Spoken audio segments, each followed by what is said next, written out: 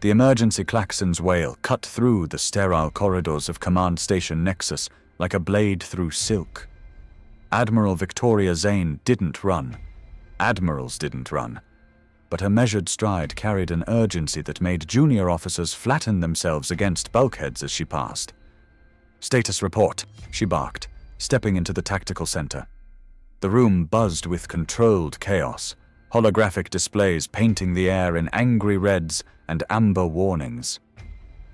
"Ma'am, we've got inbound vessels," reported Commander Damon Steele, his weathered face grim. 15 ships, designation unknown. They're broadcasting on all frequencies. Zane's steel-gray eyes narrowed. "Put it through." The voice that filled the command center was melodious, almost hypnotic, but carried undertones that made seasoned soldiers shift uncomfortably. "People of Earth, I am Zephyra 97 of the Veiltharan Concordat. We come bearing urgent warning." The main display flickered to life, revealing a creature that defied easy description.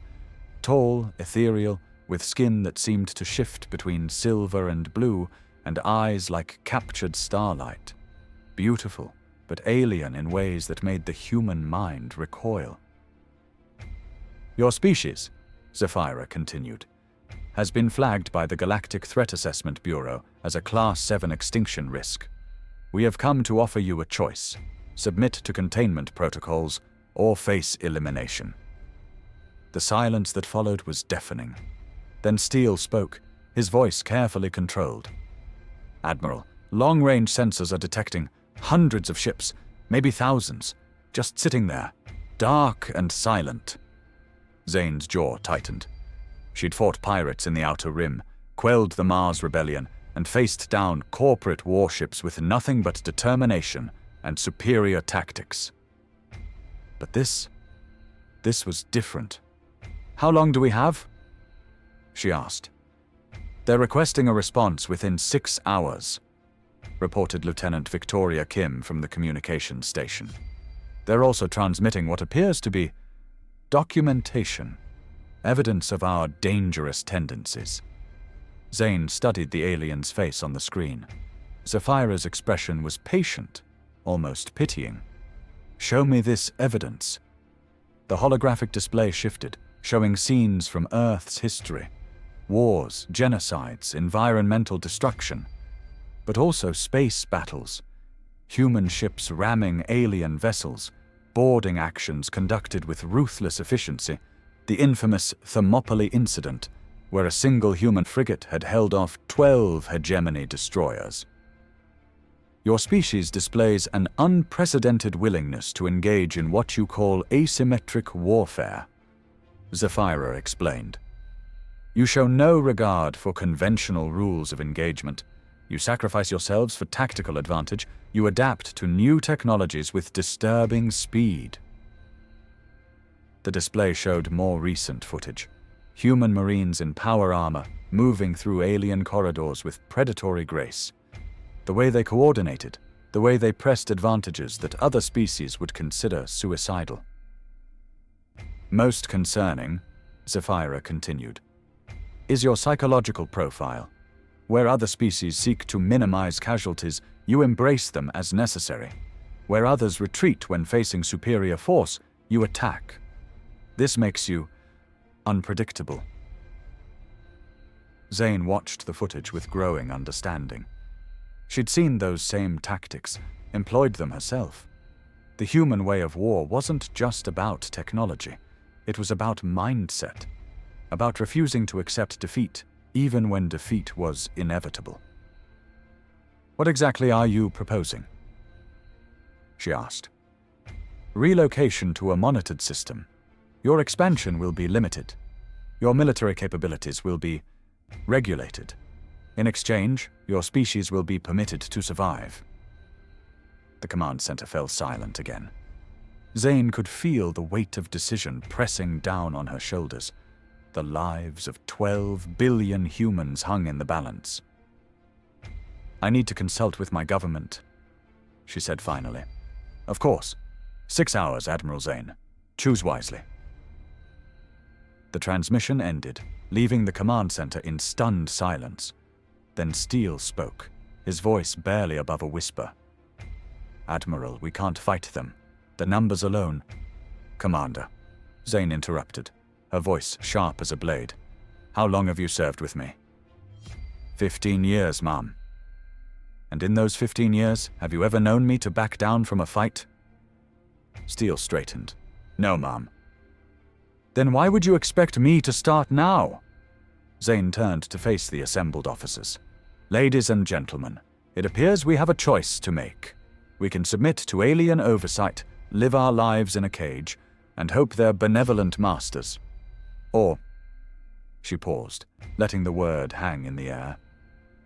"Or we can show them exactly why they should have been more afraid." The next few hours passed in a blur of activity. While diplomatic channels buzzed with panicked discussions between world leaders, Zane gathered her inner circle in the secured briefing room. "What do we have?" she asked. Steele activated the holographic display. 17 battle groups scattered across the system, the Titan Station defense grid, and— he paused, glancing at the others. "Project Prometheus." Zane's expression didn't change, but several officers exchanged glances. Project Prometheus was classified at the highest levels, a black project that officially didn't exist. "Colonel Martinez," Zane said, addressing the man in the corner. Colonel Diego Martinez wore the uniform of the Terran Special Operations Command, but his unit designation was classified. "Is Prometheus operational?" Martinez nodded slowly. "We've been running live tests for 6 months. The technology is unstable, but functional. Casualties. Projected 70% among frontline units. Acceptable parameters for extinction-level scenario." Zane closed her eyes for a moment. 70% casualties. That meant she was effectively signing death warrants for thousands of men and women under her command. "What's the tactical assessment?" she asked. Major Lisa Park, the senior intelligence officer, stepped forward. "Based on their formation patterns and energy signatures, they're configured for a police action, not a war. They expect compliance or token resistance." "They're about to get a very unpleasant surprise," Zane murmured. "Signal all commands. Initiate Directive 7-7. The officers around the table straightened. Directive 7-7 was the emergency authorization for total war. No rules, no limitations, no quarter given or expected. "Ma'am," Steele said quietly, "are we sure about this? We could try negotiation." "Commander," Zane interrupted, "what's the first rule of human warfare?" Steele answered without hesitation. "Never let the enemy dictate the terms of engagement." "Exactly. They've made their intentions clear. They see us as a threat to be contained, but they've made one crucial error in their calculations." "What's that, Admiral?" Zane's smile was cold as vacuum. "They still think we're trying to survive. They don't understand that we're trying to win." The next hour was a masterclass in military coordination. While the Veiltharan fleet maintained its patient vigil, convinced that the humans were weighing their impossible choice, Zane's forces moved with deadly precision. Battle Group Omega, positioned near the asteroid belt, began broadcasting emergency signals. Reactor failures, life support problems, requests for assistance. To the watching aliens, it would appear that the humans were already experiencing technical difficulties. Battle Group Alpha, hidden in the shadow of Jupiter, powered down all non-essential systems. On sensors, they would appear to be nothing more than space debris. And deep in the Kuiper Belt, where no alien sensors could reach, the Prometheus facility began its final preparations. "Admiral," came the voice from the communication station. "We're getting reports from the outer pickets. The alien fleet is moving. They're taking positions around Earth, Mars, and the major stations." Zane nodded. "Right on schedule. They're positioning for a demonstration of force. How long until they're in optimal position?" 47 minutes, ma'am." "Perfect. Signal Colonel Martinez. Begin Prometheus launch sequence. What happened next would be studied in military academies for generations to come, assuming there were any academies left after the day was over. The Vieltharan fleet, arrayed in perfect formation around Earth, began their demonstration. Massive ships, each the size of a small city, powered up weapons that could sterilize entire continents. The message was clear: submit or face annihilation. But as their weapons charged, something impossible happened. Space itself began to fold. The first sign was a distortion near the edge of the solar system, a ripple in space-time that made stars appear to bend and twist. Then another, and another. "What the hell?" someone whispered in the command center. "Prometheus," Zane said simply. "The culmination of 30 years of research into exotic matter manipulation. We couldn't build ships to match theirs, so we built something else." The distortions were growing, spreading like cracks in reality itself. And through those cracks, things were beginning to emerge. They weren't ships in any conventional sense. They were architectural impossibilities. Structures that existed in folded space. Hulls that occupied multiple dimensions simultaneously.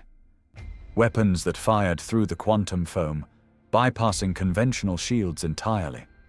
"My God," Steele breathed. "How many?" 12,000. Martinez answered. "Every asteroid larger than a kilometer in the belt, converted and launched. They've been accelerating for 6 months, building up relativistic velocities while hidden in folded space." The alien fleet's perfect formation began to waver as their sensors registered the impossible.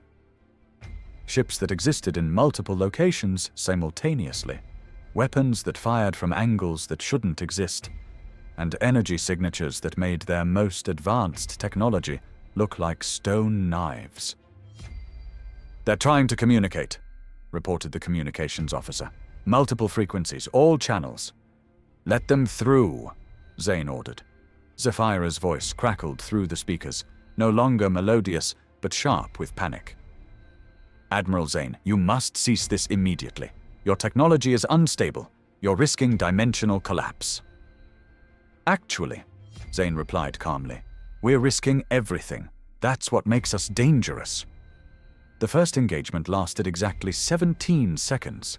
A Vieltharan heavy cruiser, pride of their fleet, encountered one of the Prometheus units. The alien ship simply ceased to exist. Not destroyed, not exploded, just removed from reality as if it had never been there. "Admiral," the tactical officer reported. "They're breaking formation. Running." Zane nodded. "Let them go. All units, pursuit formation. I want them to understand that running won't save them." What followed was less a battle than a demonstration. The Prometheus units, their exotic matter drives, allowing them to appear anywhere in the solar system instantly, began systematically dismantling the alien fleet. Ships that had terrorized a dozen worlds found themselves outmaneuvered by technology that shouldn't exist. "They're requesting parley," came the report. "Denied," Zane replied. "They came here to demonstrate superior firepower. Let them experience it." The massacre continued for 6 hours. By the end, the Vieltharan fleet was scattered across the solar system. Those few ships that hadn't been completely destroyed were fleeing at maximum velocity, their crews broadcasting desperate warnings to any who would listen. "Admiral," Steele said quietly, "we're receiving transmissions from the Galactic Threat Assessment Bureau. They're upgrading our classification." "Oh?" Zane raised an eyebrow. "To what?" "Class 10 extinction risk. They're recommending immediate quarantine of the entire solar system." Zane's laugh was cold. "Too late for that. Colonel Martinez, what's the status of the Prometheus fleet?" "Fully operational and combat ready. We've also detected something interesting. Our exotic matter drives are spreading. The technology is self-replicating, converting normal matter into exotic matter wherever it encounters sufficient energy density. Meaning? Meaning we're not just confined to this solar system anymore. The technology is giving us the ability to appear anywhere in the galaxy instantly. Zane studied the tactical display, where the remnants of the alien fleet were still fleeing. Signal all units. I want message pods launched to every major galactic civilization. The message is simple. Humanity thanks you for your concern about our dangerous tendencies. We are pleased to confirm that your fears were entirely justified. Ma'am, Steele said carefully, you're talking about declaring war on the entire galaxy. No, Commander. I'm talking about declaring our independence from anyone who thinks they can dictate terms to us. They called us dangerous. They said we were a threat to galactic stability. They were absolutely right. The command center fell silent as the implications sank in. They had just fundamentally altered the balance of power in the galaxy. The question was, what would they do with that power? Admiral, came a new voice from the communications station. We're receiving a transmission from the Galactic Council. They're requesting an audience. Zane's smile was predatory. How interesting. Yesterday we were lab rats to be caged. Today we're something they want to talk to. Signal them back. Tell them we'll consider their request. What are our terms, ma'am? No terms, no conditions, no compromises. We'll meet with them as equals, or we won't meet at all. As the last alien ship disappeared into hyperspace, carrying news of humanity's new capabilities to the far reaches of the galaxy, Zane stood at the observation deck and watched the stars. Somewhere out there, entire civilizations were learning that the species they'd tried to contain had just become the most dangerous force in known space.